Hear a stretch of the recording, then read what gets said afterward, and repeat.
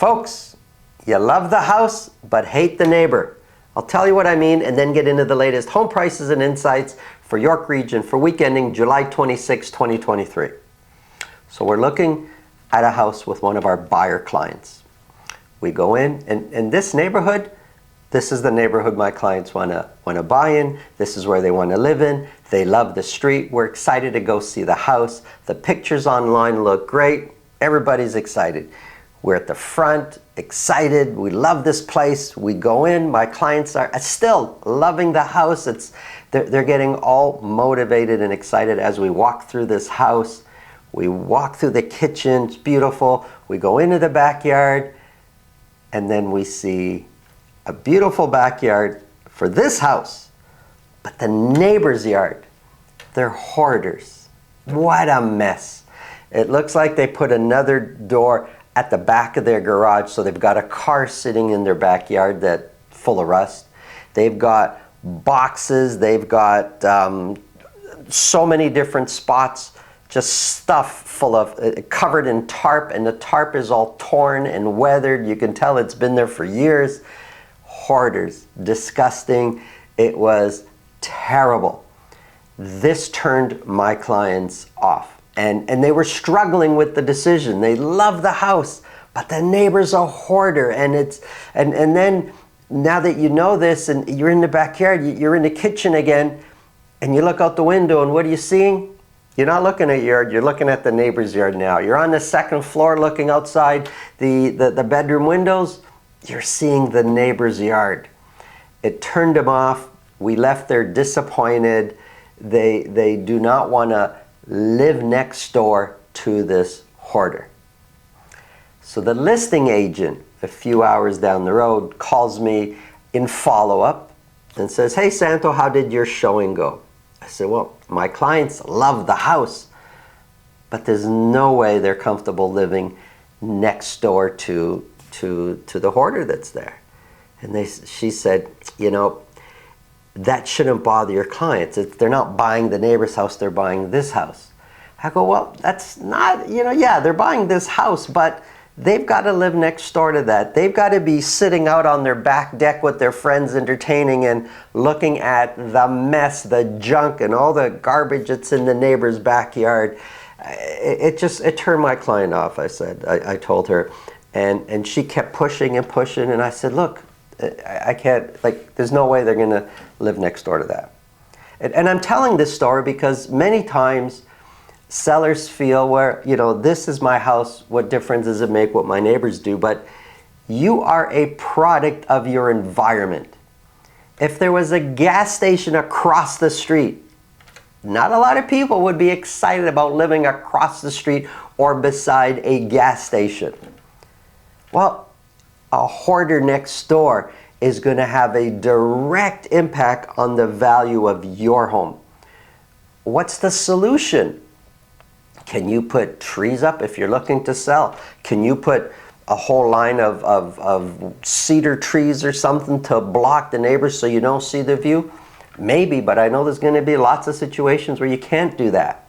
Can you speak nicely to your neighbor? Say, "Hey, clean up your backyard." I bet that was probably done a few times. Did it work? Can you call the city? Maybe. I don't know what the solution is, or even if there is a solution. Do you pray every night and say, "Please let this neighbor of mine move"? Hey, if that helps and it works, do it. But I don't know what the solution is. But I do know the result. It will directly affect your ability to sell at a decent price if you live next door to a hoarder. If you think this video can help somebody you know, please pass it along. If you get value from what we're speaking about, subscribe. If you want to speak with me about your real estate situation, selling, buying, it's really simple. Below this video in the description is a link to my calendar. Click on that, book a time that's convenient for you, and we'll talk about whatever's on your mind. Let's get into the numbers.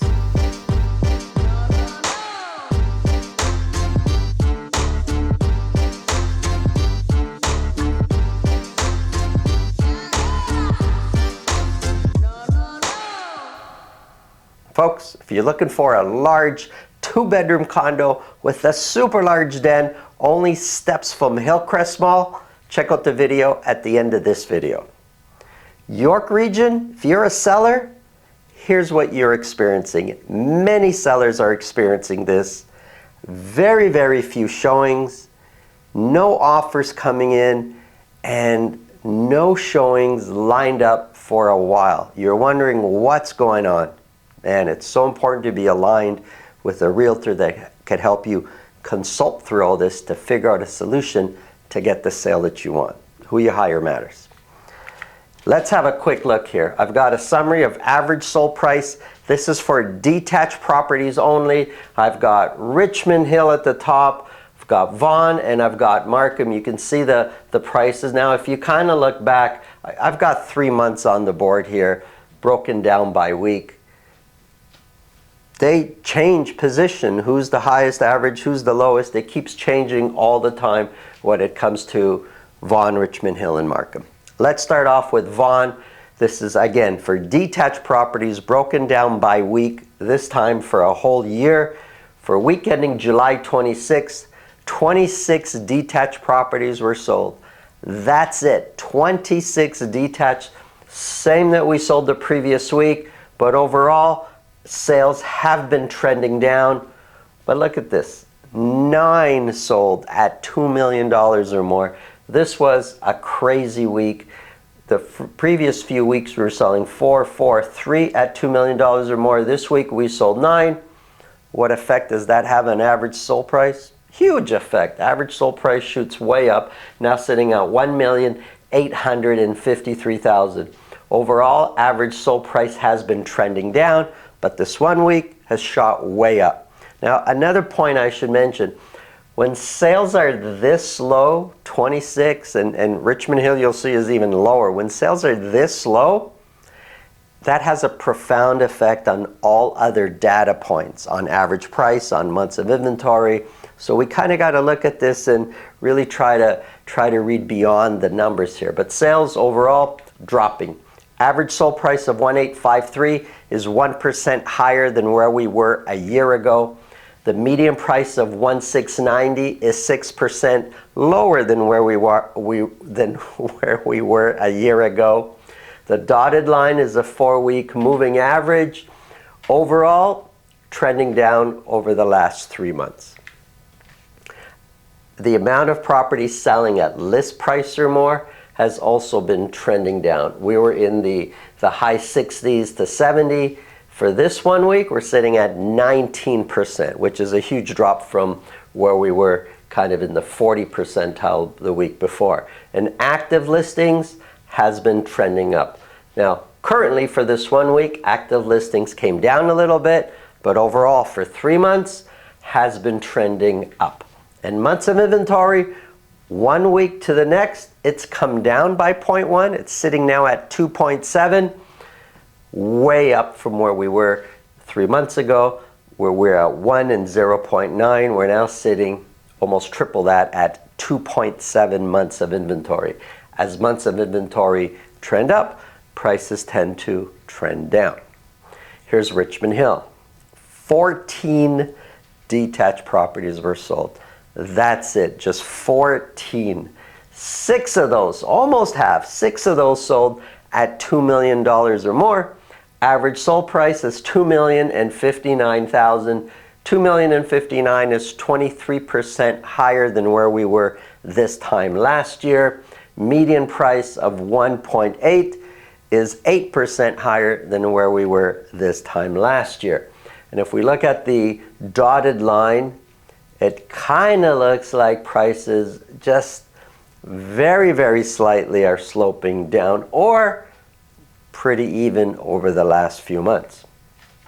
14 sold, a little over a third sold at list price or more. 14, folks, extremely low.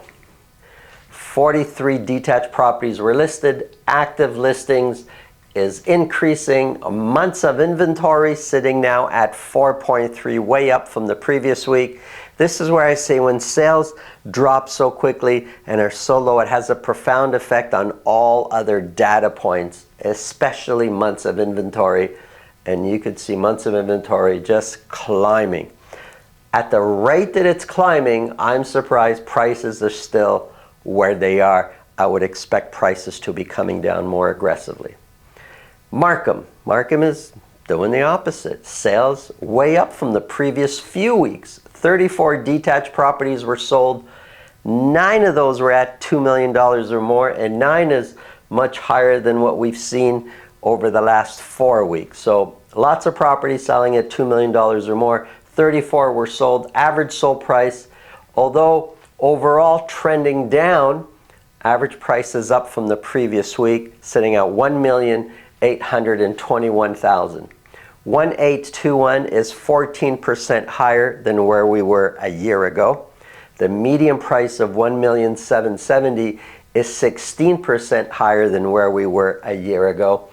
And median price and average price over 3 months now has been trending down. Of the 34 that sold, 56% sold at list price or more.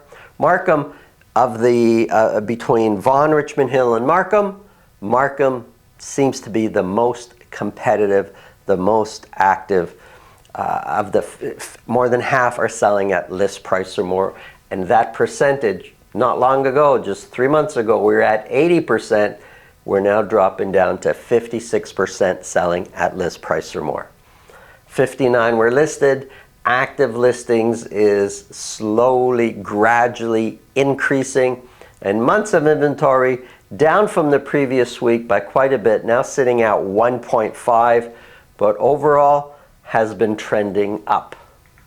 Here's condos. Now this is for all of York region. Condo apartments. 24 condo apartments were sold. Sales have been trending down.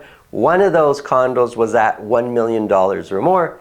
Average sold price sitting at $717,000. If we remove the 1 week where average price was really high at $765,000, and that was the same week where 4 condos sold at $1 million or more. If we remove that and just kind of look at, well, what's the trend? It seems kind of flat over the last 2 to 3 months.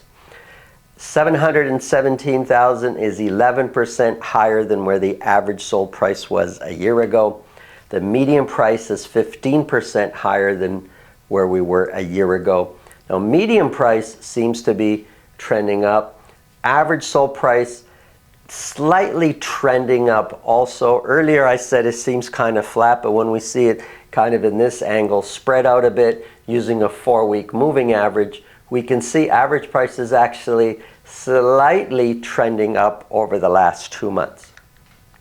24 were sold, a third, 33% sold at list price or more. 114 were listed. Active listings is climbing, and months of inventory, because sales drop, has shot up to 4.8 months of inventory. We have lots of condo stock out there, especially if we continue to sell at the rate we're selling at, or another way of saying it, if we continue to buy what we're buying, we have enough inventory out there to last almost 5 months, 4.8 months of inventory. Very much a balanced market, and in many situations, in certain buildings, it's going to feel like a buyer's market. Here's a quick summary of months of inventory, and I've got highlighted here in white what it was this time last year. In some situations, we're not far off from exactly where we were last year with months of inventory, but a totally different environment this year. Check out the video now of the awesome condo in Richmond Hill. Have a great day. Welcome to the Grand Genesis, located at 9088 Yonge Street. This is Unit 705A. It's a large corner suite, great views from these floor-to-ceiling windows. You get sunshine all day. It's almost 900 square feet, and you get 2 bedrooms, a large den, 2 full bathrooms, and comes with parking and locker. Location, you can't beat it. You're in South Richvale, Richmond Hill. You could walk to Hillcrest Mall, Silver City, lots of shopping, restaurants. Everything is close by. Have a look.